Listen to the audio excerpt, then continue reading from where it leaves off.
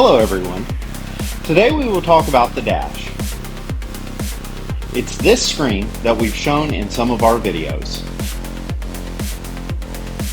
About it is there's a lot more to it than meets the eye.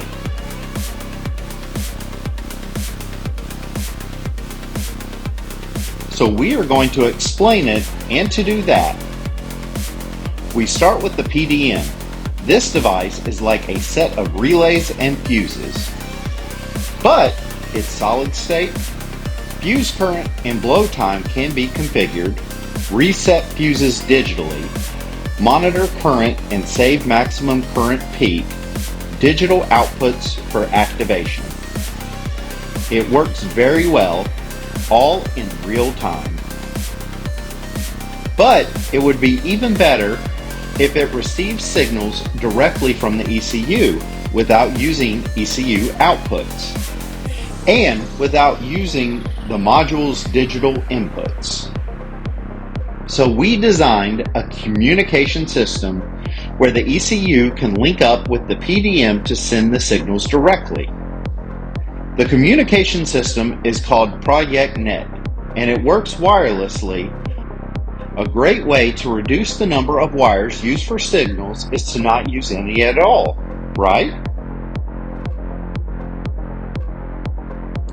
So we have a communication system between devices that contains various data directly from the ECU. And what better way to take advantage of this data than with a digital screen? This is where the dash originates. The ProyectNet communication uses an antenna or module installed inside the ECU, and an antenna also in each of the modules. Just as Bluetooth can be installed, the net module can be installed, and it is necessary to carry out this installation along with the firmware 2509 CUS or higher for the ProyectNet firmware to function. So to summarize, the screen allows you to display data from the ProyectNet data stream, and the data stream is to send data to other devices.